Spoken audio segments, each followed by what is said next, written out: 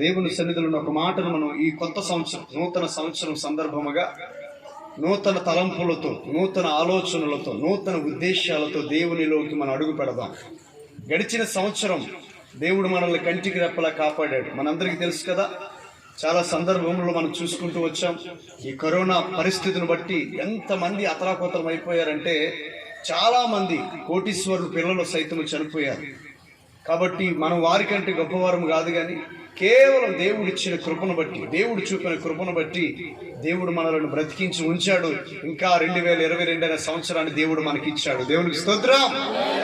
ఎంతమంది చనిపోయారు. నిన్న మేము వస్తున్నప్పుడు, నిన్న పాస్టర్ గారి పిల్లలతో కాకుండా నేను బయటికి వెళ్ళినప్పుడు ఒక భయంకరమైన యాక్సిడెంట్లో ఒక యవనస్తుడు చనిపోయాడు. బైక్ యాక్సిడెంట్లో యవనస్తుడు చనిపోయాడు. ఎందుకు ఈ మాట చెప్తున్నానంటే, ఎంతమంది యవన తమ్ముళ్ళు, యవన చెల్లెళ్ళు చనిపోతూ ఉన్నారు. నేను ఇంకా బ్రతికున్నానంటే ఇది కేవలం దేవుని కృప అని మనం అనుకోవాలి. కనుక దేవుడు మనకి బ్రతుకునిచ్చాడు కదా, ఇది ఎందుకు ఉపయోగపడాలి? దేవుడు మనకి ఇచ్చినటువంటి బ్రతుకు, దేవుడు మనకి ఇచ్చినటువంటి ఆయుష్, దేవుడు మనకి ఇచ్చినటువంటి ఆరోగ్యం ఎలా వాడాలి, ఎలా దాన్ని ఉపయోగించాలనేది మనం తెలుసుకోవాలి.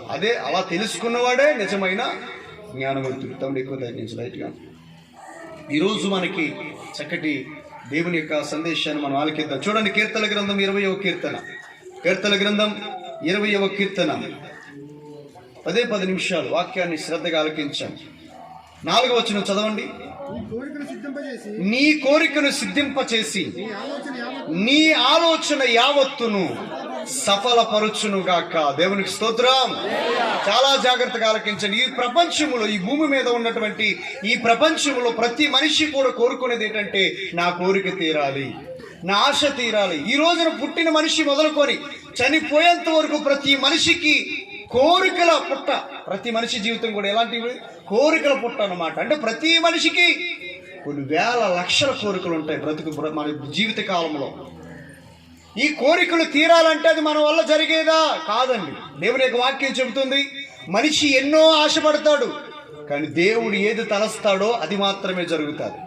రాజకీయ పార్టీలైనా సరే అంతే, లక్షల కొలది ధనాలు ఖర్చు పెడతారు, కోట్ల కొలది ధనాలు ఖర్చు పెడతారు. ఇక మనం గెలుస్తాము అనే నమ్మకంతో వారు ఉంటారు. కానీ విచిత్రంగా ఓటమి పాలైపోయి ప్రత్యర్థి పార్టీ గెలిచిపోతూ ఉంటారు. ఒక్కొక్కసారి మేమే రన్నింగ్ లో ఉన్నాం కాబట్టి మా పార్టీ గెలుస్తుంది అనుకుంటాం. ఇండిపెండెంట్ గా ఉన్నవాడు, ఇండిపెండెంట్ గా పోటీ చేసిన వాడు గెలవడేమో అనుకుంటాం. కానీ ఊహించిన రీతిగా రూలింగ్ పార్టీ కూడా ఓడిపోతుంది, ప్రత్యర్థి అపోజిషన్ పార్టీ కూడా ఓడిపోతుంది. ఏమండి, ఇండిపెండెంట్ గా పోటీ చేసిన వాడు అనూహ్యమైన మెజార్టీతో గెలిచేస్తూ ఉంటాడు. అసలు మనిషి అనుకున్నది వేరు, అక్కడ జరుగుతున్నది వేరు. కొంతమంది డాక్టర్లు అంటారు, ఇక ఈ మనిషి బ్రతకడు, చనిపోతాడు, ఇక అతను కేజీహెచ్ నుంచి ఇంటికి తీసుకెళ్ళిపోండి అంటారు. సరే, ఇంటికి తీసుకెళ్ళిపోయిన తర్వాత ఇంకా మనిషి చనిపోతాడని మనం అనుకున్నప్పుడు ఊహించిన రీతిగా దేవుడు ఆ మనిషిని బ్రతికించేస్తూ ఉంటాడు. మనుషుల ఆలోచన వేరు. నాకు కొడుకే పుట్టాలి అని అనుకుంటావు. దేవుని చిత్తమైతే ఖచ్చితంగా కొడుకు పుడతాడు. ఒకవేళ దేవుని చిత్తం కాకపోతే కూతురే పుడతాడు. ఒక ఆవిడ అలాగే కూతురు పుడుతుందని చెప్పేసి గర్భఫలాన్ని ఉంచుకుందట. 6 సంతానం, 6 గర్భఫలాలు ఉంచుకుంది. మొదటి గర్భఫలం కూతురు పుట్టింది, రెండవ గర్భఫలము కూతురు పుట్టింది. అలాగే మగాడు పుట్టాలనే ఆలోచనతో, కొడుకు పుట్టాలనే ఆశతో గర్భాన్ని ఉంచుకుంది. 6 కానుపులు కూడా ఆడపిల్లలే పుట్టారు. 6వ కానుపు రోజు ఆడపిల్ల పుట్టినప్పుడు ఎంతో బాధపడింది ఆమె కూడా. ఎందుకు ఈ మాట చెప్తున్నానంటే, మీరు అనుకున్నట్టుగా ఏది జరగదు, దేవుడు అనుకున్నది మాత్రమే జరుగుతుంది. అందుకని దేవుని యొక్క వాక్యం ఏం చెప్తుందంటే, నేడుండి రేపేమవుతావు మనకి తెలియదు కనుక దేవుని చిత్తమైతే మనం అది చేద్దాం అని అనుకోవాలి. దేవుని చిత్తమైతే నేను వస్తాను, దేవుని చిత్తమైతే నేను ఇది చేస్తాను, దేవుని చిత్తమైతే నేను బ్రతికుంటే ఈ మాట నేను అది పాటిస్తానని మనం చెప్పగలగాలి. కనుక నా ప్రియమైన దేవుని సంగమా, జాగ్రత్తగా ఆలకించండి. 2022 సంవత్సరంలో నీకు ఎన్నో కోరికలు ఉండొచ్చు.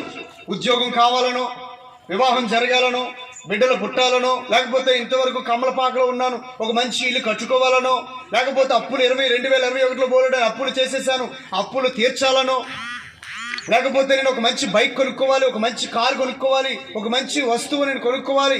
2022లో కనీసం బంగారం నేను కొనుక్కోవాలి. 2021లో దరిద్రమైన జీవితం బ్రతికాను, 2022 అయినా దేవుడు నన్ను దీవిస్తాడేమో అని రకరకాల కోరికలు మనం కలిగి ఉంటాం. మంచిది, కోరిక కలిగి ఉండడం మంచిది. అయితే ఆ కోరికను సిద్ధింపచేసేవాడు ఎవడంటే దేవుడు.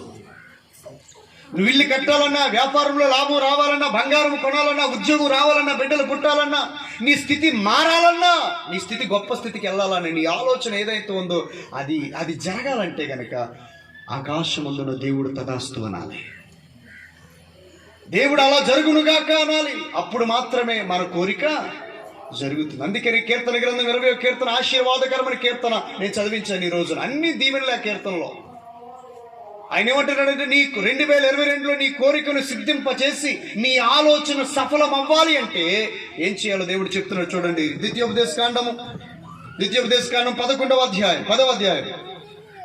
ద్వితీయోపదేశకాండము 10వ అధ్యాయము దయచేసి 12 వచనం చదవండి. 10-12. కాబట్టి ఇశ్రాయేలు అనగా ఎవరు? మీరే. ఇశ్రాయేలు అనగా మనమే, మనందరితో దేవుడు చెప్తున్నాడు. కాబట్టి ఇశ్రాయేలు, నీ దేవుడైన యెహోవా భయపడి ఆయన మార్గములు అన్నిటిలో. నాయన మీరు చదివింది 12 అని అంటారు. 11-12 చదవండి. సారీ, 11-12 చదవండి. మరియు 12 నాన్న 11-12 అది ఆకాశ వర్ష జలము త్రాగును. ఆ తర్వాత నీ దేవుడైన యెహోవా లక్ష్యపెట్టు దేశము. తర్వాత నీ దేవుడైన యెహోవా, అమ్మ చెప్పండి, సంవత్సరాది మొదలుకొని సంవత్సరం అంతము వరకు, అని 2021 ప్రారంభం మొదలుకొని 2021 అంతము వరకు దేవుడు నిన్ను కాపాడినందుకు దేవునికి స్తోత్రాలు చెప్పే దగ్గరగా. హల్లెలూయా. ఈ 2022లో కూడా నీకు వాగ్దానం ఇస్తున్నాడు దేవుడు. ఏమంటాడంటే, సంవత్సరము మొదలుకొని, ఈ రోజు మొదలుకొని మరలా డిసెంబర్ 31 వాచ్ నైట్ సర్వీస్ వరకు కూడా దేవుడు నిన్ను కంటికి రెప్పలా కాపాడుతానని వాగ్దానం ఇస్తున్నాడు. చూడండి, నీవు యెహోవా కన్నులు సంవత్సరాది మొదలుకొని సంవత్సర అంతము వరకు కూడా ఎల్లప్పుడూ దాని మీద ఉంటాయి. దేని మీద? ఏ దేశం అయితే దేవుని మీద ఆనుకుంటుందో ఆ దేశమును కాపాడడానికి దేవుని కన్నులు ఆ దేశం మీద ఉంటాయి. తర్వాత చదువునా 13వ వచనం. కాబట్టి మీరు ఏం చేయాలంటే, చూడండి, హాఫ్ హృదయాలు కాదు, సగం దేవుడు సగం లోకం, సగం దేవుడు సగం లోకం. ఇలా ఉండకూడదు. పూర్ణ హృదయముతో, పూర్ణ ఆత్మతో ఈ దేవుడని యెహోవాను ప్రేమించాలి మరియు ఆయనను సేవించాలి. దేవునికి స్తోత్రం చెప్పండి బిగ్గరగా. గమనించండి సంఘస్థులారు, చాలా శ్రద్ధగా ఆలకించండి ఈ మాటలు. ఇక మారుదాం. 2022లోనైనా మారుదాం, మార్పు చెందుదాం, భక్తిని పెంచుకుందాం, ప్రార్థనను పెంచుకుందాం, దేవుని వాక్యం వినేటువంటి ఆలోచన కలిగి ఉందాం. కనీసం ఈ సంవత్సరమైన దేవుడు మనల్ని దీవిస్తాడేమో ఎదురు చూద్దాం.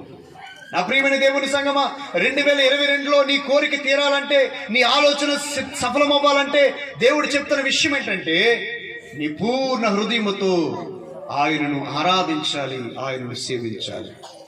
ఆఫ్ కాదండి. ఆదివారం ఆరాధనకి వెళ్ళాలా, పనికి వెళ్ళాలా, ఆదివారం ఆరాధనకి వెళ్ళాలా, ఫంక్షన్కి వెళ్ళాలా, ఆదివారం ఆరాధనకి వెళ్ళాలా, నా సొంత పని చేసుకోవాలా అంటే కనుక నీ పూర్ణ హృదయంతో దేవుడు నిండుకొని ఉంటే కనుక నువ్వేమంటావంటే, ఫస్ట్ నేను చర్చికి వెళ్తాను అనుకుంటా.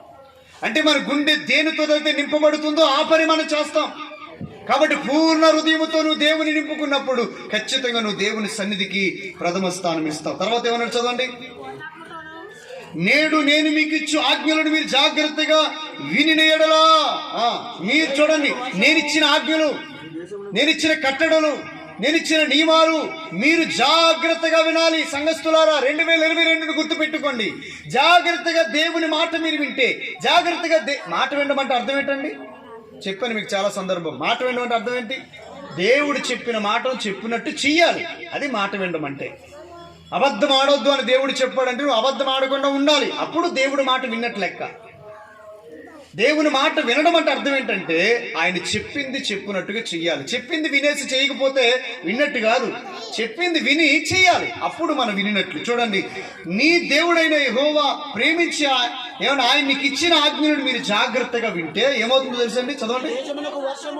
చూసారా, మీ దేశం అనగా మీ కుటుంబము, మీ కుటుంబానికి వర్షాలు దేవుడు కురిపిస్తాడా అనగా తొలకరి వాన నీకు కురుస్తుంది, కడవరి వాన కూడా కురుస్తుంది. చాలా మంది అంటారు ఈ నెల ఎట్టునండి, ఈ నెల బాగానే కలిసి వచ్చిందండి, ఫిబ్రవరి నెల మాత్రం నాకు ఎందుకో కలిసి రావట్లేదు. నా వైపు చూస్తున్నారా, ఫిబ్రవరి నెల మాత్రం కలిసి రావట్లేదు, ఫిబ్రవరికి రాలేదు, కనీసం మార్చి నెలనా ఎలా ఉంటుందో చూద్దాం అని చెప్పేసి చాలా మంది పంచాంగాలు చూపిస్తూ ఉంటారు, ఏమండి జాతకాలు చూపిస్తూ ఉంటారు, జ్యోతిష్కాలు చూపిస్తూ ఉంటారు, గీతలు చూడండి అంటారు, రాతలు చూడండి అంటారు, ఏమండి రకరకాలుగా సిద్ధాంతాలు తీసుకొస్తూ ఉంటారు, పద్ధతులు చూపిస్తూ ఉంటారు. కానీ దేవుని యొక్క వాక్యం చెప్తుంది, నెల ఈరోజు ఈ నెల బాగుంది, ఆ నెల బాగోలేదు, ఆ నెల బాగుంది, ఈ నెల బాగోలేదు అంటే కారణం ఏంటి తెలుసా? ఈ నెల నువ్వు భక్తి చేసావు, ఆ నెల నువ్వు భక్తి చేయలేదు, అందుకే ఆ నెల నీకు బాగోలేదు.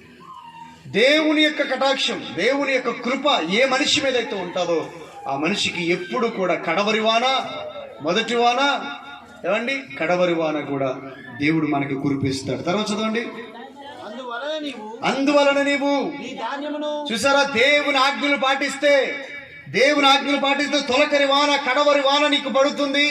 ఆ కడవరి వాన, తొలకరి వాన పడటం వల్ల నీ ఇంట్లో ఏమవుతుందంటే, నీ దేశంలో ఏమవుతుందంటే ధాన్యం పండుతుంది, సమృద్ధి, ఆకలి ఉండదు ఇంక నీకు, ధాన్యము కలిగి ఉంటుంది.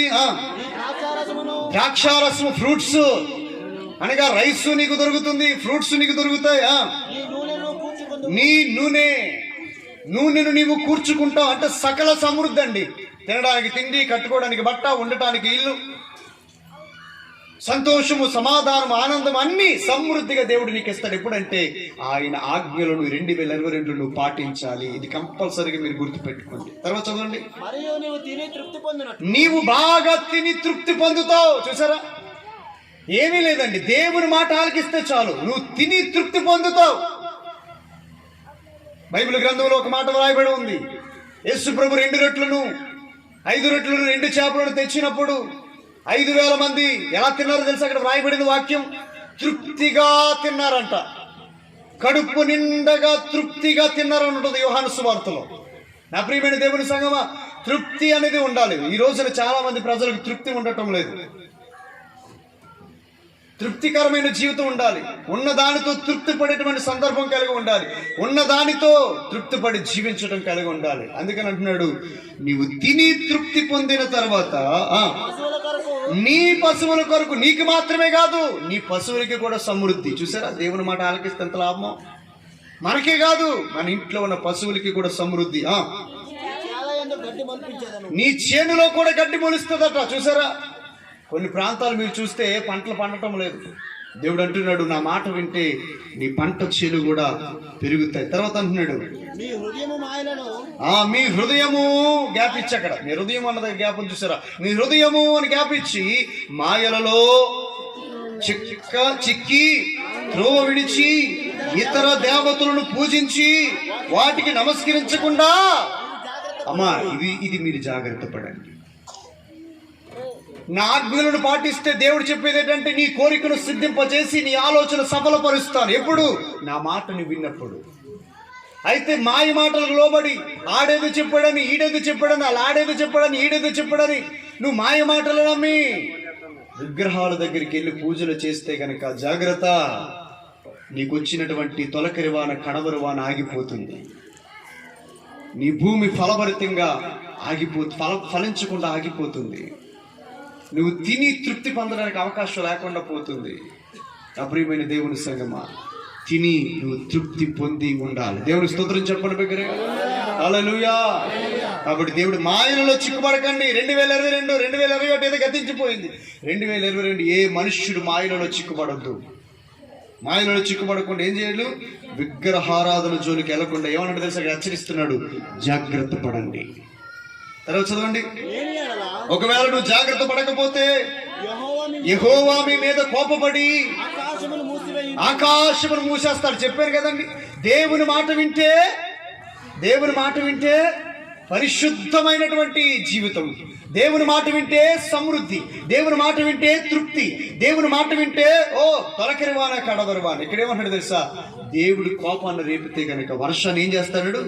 ఆపేస్తాడు. వర్షం అనగా అర్థం ఏంటి తెలుసా అండి? ఆశీర్వాదం, ఆశీర్వాదపు జల్లులు, దీవెనలు, ఆశీర్వాదపు జల్లులను దేవుడు ఆపేస్తానంటున్నాడు. తర్వాత చదవండి. అప్పుడు వాన కురవదు. చూసారా? అప్పుడు నీకు దీవెన రావు, వాన కురవదు, నీకు ఆశీర్వాదం రాదు, నీకు దీవెన రాదు. తర్వాత చదవండి. భూమి పండదు, దేవుడు మీకు ఇచ్చుచున్నా ఆ మంచి దేశంలో ఉండకుండా. కరోనా చేత నశించిపోయిన వారు ఎంతో మంది ఉన్నారు, ఇంకా మీరు బ్రతికున్నారు, మీరు నశించరు. నా మాట వింటే మీరు నశించారు. తర్వాత ఏమంటున్నాడు? కాబట్టి మీరు ఈ నా మాటలను మీ హృదయములలోను మీ మనస్సులలోను ఉంచుకొని వాటిని మీ చేతుల మీద సూచనలుగా కట్టుకోండి. అమ్మా సంఘస్థులు గమనించండి, మీ చేతుల మీద ఫ్రెండ్షిప్ బ్యాండ్లు కాదు కట్టించుకోవడం, దేవుని ఆజ్ఞలను మీ చేతుల మీద కట్టించుకోండి అన్నాడు. అంటే అర్థం ఏంటి తెలుసా? నిత్యమునికి జ్ఞాపకం ఉండాలి దేవుని ఆజ్ఞలు. తర్వాత ఏమో తెలుసా? మీ కన్నుల నడుమ బాసికములుగా ఉండవలను. బాసికం అంటే ఏంటి అమ్మా? ఆడవాళ్ళకి మీకు తెలుస్తుంది. బాసికం అంటే ఏంటి? పాపడి పిల్ల, అదే ఇలా ఏలాడబడిలో పెడతారు, అదేనా? అది కదా, ఇలా కడతారు చూసారా? ఇలా నిదుటి మీద బాసికంలో కడతారు చూసారా? అలా కట్టుకోవాలంట. మీరు గాజుల కోసం మేడం ఇక్కడ నుదుటి మీద బాసికల కోసం చూసుకుంటారు తప్ప దేవుని ఆజ్ఞల కోసం పట్టించుకోరు మనుషులు. దేవుడు ఏమంటారు తెలుసా? అసలు నువ్వు వెళ్ళి చూసి బంగారపు వాచి, బంగారపు కడియాలు, బంగారపు గాజులు కాదు, నువ్వు చేతికి వేయవలసింది దేవుని ఆజ్ఞలను చుట్టుకో. నీ నుదుటికి బాసికము వలె దేవుని ఆజ్ఞలను రాసుకోవాలి. అలాగే దేవుని నువ్వు ప్రేమించాలి. తర్వాత ఏమన్నాడు తెలుసు? 19వ వచనం. నీవు నీ ఇంట కూర్చున్నప్పుడు, నువ్వు త్రోవను నడిచినప్పుడు, నీవు పడుకుంటున్నప్పుడు, నువ్వు లేచినప్పుడు వాటిని గూర్చి మాట్లాడుతూ వాటిని మీ పిల్లలకు నేర్పండి. చూసారా? 2022లో దేవుడు ఇస్తున్న ఆజ్ఞ. మాయ మాటలకు లోబడి విగ్రహాల జోలికి వెళ్ళి దయచేసి పాపాన్ని కూడగొట్టుకోకండి, జాగ్రత్త పడండి అని అంటున్నాడు. చేతికి మీరు ఆజ్ఞలు కట్టుకోవాలి, బాసికము వలె ఆజ్ఞలు కట్టుకోవాలి. తర్వాత నువ్వు నడిచేటప్పుడు, పడుకున్నప్పుడు, లేచినప్పుడు, ఇంటి దగ్గర ఉన్నప్పుడు దేవుని గూర్చిన ఆజ్ఞలను జ్ఞాపకం చేసుకుంటూ ఉండాలి. తర్వాత ఇంకో మాట అన్నట్టు చదవండి. ద్వారబంధముల మీదను కౌనుల మీదను వాటిని వ్రాయవలను. దేవునికి స్తోత్రం. ఈ రోజున కొన్ని గృహాలకు మీరు వెళ్తే ఇంటి ఎదురుకుంటే పెద్ద రాక్షస బొమ్మ ఉంటుంది. పెద్ద బూడిద గుమ్మడికాయకి రాక్షస బొమ్మ ఉంటుంది. ఎందుకు ఆ రాక్షస బొమ్మ పెట్టారంటే జనాలు వచ్చిన కళ్ళు తీస్తే రాక్షసుడు అడ్డేస్తాడని పెడతారు. కొంతమంది ద్వారాల ముందు వెండి పత్రాలు పెడతా ఉంటారు. కొంతమంది ద్వారాల ముందు రకరకాల బొమ్మలు పెడతా ఉంటారు. ఇదేది ముళ్ళము పెడుతుంది, నల్ల జమ్ముడు మొక్కలు ఏం మొక్కలు పెడతా ఉంటారు, ఏలాడు కడతా ఉంటారు ఇంటి ముందు. ఏమండి? కానీ దేవుడు ఏం చెప్తున్నాడు తెలుసా? నువ్వు అలాంటి బ్రహ్మజముడి మొక్కలు, అలాంటి బూడిద గుమ్మడికాయలు, అలాంటి రాక్షస బొమ్మలు, అలాంటి ఏమంటే వెండి పత్రాలు తగిలించుకోవాల్సిన పని లేదు. కానీ నీ ఇంటి ద్వారబంధానికి ఏముండాలి తెలుసా? దేవుని ఆజ్ఞలను పెట్టుకో. 10 కమాండ్మెంట్స్ నీ ఇంటి ద్వారానికి పెట్టు. నువ్వు లోపలికి వెళ్ళేటప్పుడు ఆజ్ఞలు గుర్తు రావాలి, బయటకు వచ్చేటప్పుడు ఆజ్ఞలు గుర్తుకు రావాలి, తలుపు వేసేటప్పుడు ఆజ్ఞలు గుర్తు రావాలి, తలుపు తీసేటప్పుడు ఆజ్ఞలు గుర్తు రావాలి. నీ ద్వారబంధముల మీద కూడా నా ఆజ్ఞలు పెట్టుకో. ఎందుకు తెలుసా? కడవరి వాన, తొలకరి వాన నేను నీకు కురిపించి ధాన్యాన్ని, ఆహారాన్ని, సమృద్ధిని నేను నీకు ఇవ్వబోతున్నాను. అలా ఇవ్వాలంటే నా ఆజ్ఞలను జాగ్రత్తగా గైకోవాలి. తర్వాత చదువునా? అలాగూ చేసిన యెడల యెహోవా మీ పితరులకు ఇచ్చుదనని ప్రమాణము చేసిన దేశమున మీ దినములను, మీ సంతతి వారి దినములను భూమికి పైగా ఆకాశము నిలుచున్నంత కాలము విస్తరించును. గట్టిగా చప్పట్లు కొడుతూ దేవునికి నామాన్ని కనపరచండి బిడ్డలారా. హల్లెలూయా. భూమి ఉన్నంత వరకు, ఆకాశము ఉన్నంత వరకు దేవుని మాటలను పాటించేవాడిని దేవుడు అన్నటికీ వదిలిపెట్టడు, ఆశీర్వదించకుండా వదలడు. అలాగూ దేవుడు మిమ్మల్ని అందరినీ కూడా ఆశీర్వదించునుగాక. కండ్లు మూసుకొని చిన్న ప్రార్థన చేద్దాం. పరిశుద్ధుడైన తండ్రి, ఘనమైన నా ప్రభువా, ఈ నూతన సంవత్సరపు కాలములో, ఈ నూతన సంవత్సరములో నూతన వాగ్దానాలు మీరు మాకు ఇచ్చినందుకు వందనాలు తండ్రి. నీకు స్తోత్రాలు ప్రభు. ఈ సమయంలో నాయన ఇదిగో మీరు మాకు ఆజ్ఞాపించారు, నీ కోరికను సిద్ధింపచేసి నీ ఆలోచనను సఫలపరచాలంటే ఇదిగో నేను ఒక ఆజ్ఞ ఇస్తున్నాను. నా ఆజ్ఞలను జాగ్రత్తగా పాటించు. నా ఆజ్ఞలు నీవు జాగ్రత్తగా పాటిస్తే తొలకరి వానను, కడవరి వానను కుమ్మరింపజేసి, ధాన్యమును పండింపజేసి, ధనాన్ని, బంగారాన్ని, వస్త్రాలను, నివాసాలను, సంతోషమును, సమాధానాన్ని నీకు అనుగ్రహిస్తానన్నావు తండ్రి. ఒకవేళ లోకంలో ఉన్న మాయ మాటలను బట్టి, లోకంలో వచ్చే సమస్యలను బట్టి, లోకంలో వచ్చిన రోగములను బట్టి నువ్వు చెదిరిపోయి, విశ్వాసంలో చెదిరిపోయి విగ్రహాల జోలికి వెళ్ళావా? జాగ్రత్తగా ఉండండి. దేవుని కోపం రేపి ఆ కడవరి వానను ఆపేసి, తొలకరి వానను ఆపేసి నీ ఇంటికి కరువు వచ్చేలా దేవుడు చేస్తానంటున్నాడు. కాబట్టి కరువు కావాలా, ఆశీర్వాదం కావాలా అని దేవుడు అడుగుతున్నప్పుడు, తండ్రి ఇదిగో మేము అడుగుతున్నాం, మాకు ఆశీర్వాదం కావాలి. నీ మాటలు మేము వింటామయ్యా, నీ మాటల ప్రకారంగా మేము జీవిస్తాం. మా కన్నులకు బాసికము వలె మీ ఆజ్ఞలను కట్టుకుంటాం, మా చేతులకు మేము మీ ఆజ్ఞలను కట్టుకుంటాం, మా ఇంటి ద్వారబంధాలకి మీ ఆజ్ఞలను కట్టుకుంటాం. అయ్యా, మేము లేచినప్పుడు, నడిచినప్పుడు, పండుకున్నప్పుడు, మా ఇంట ఉన్నప్పుడు నీ మాటలను, నీ ఆజ్ఞలను జ్ఞాపకం చేసుకుంటాం. మా పిల్లలకి మేము నేర్పుతాం, మేము నేర్చుకుంటాం, మా పిల్లలకు వాటిని నేర్పుతాం. మేము దీవించబడాలని ఆశపడుతున్నాం. నీ మాట వినేవారిగా, నీ మాటకు లోబడేవారిగా తండ్రి మమ్మల్ని సిద్ధపరచి నూతన సంవత్సరపు నూతన ఆశీర్వాదాలతో మమ్మల్ని నింపి బలపరు, స్థిరపరచుమని నజరేయుడైన యేసు క్రీస్తు పరిశుద్ధ నామమున ప్రార్థిస్తూ అడిగి పొందుకొని నా పరమ తండ్రి. అందరూ చెప్పండి బిగ్గరగా.